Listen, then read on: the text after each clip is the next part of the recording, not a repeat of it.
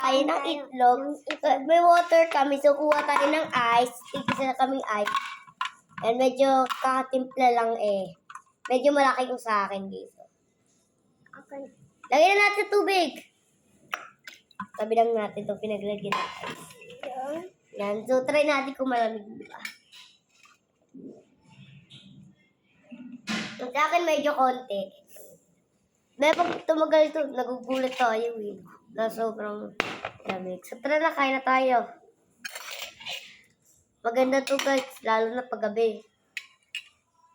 Guys, alam nyo ba, uso yung multo ngayon. So mag-comment lang kayo kung may multo ba sa inyo. Kasi kami, dami nagkakaibigan sa aming multo. So, yun yung gusto ko guys. Kaya araw-araw kami pumunta kung saan may pwesto ng mga bahay ng multo. Yan, kasi di kami takot sa multo eh. Di naman pala nakakatakot.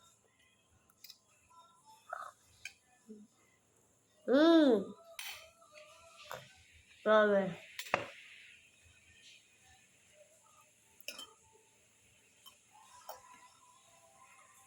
Malapit to guys. O, di ba hindi basa? Magic. Oh, magbag ka vlog.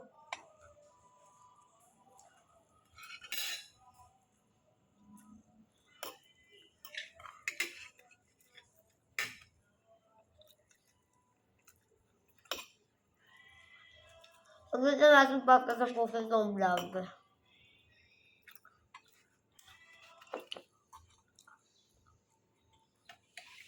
So, hanggang dito na lang guys. Bye!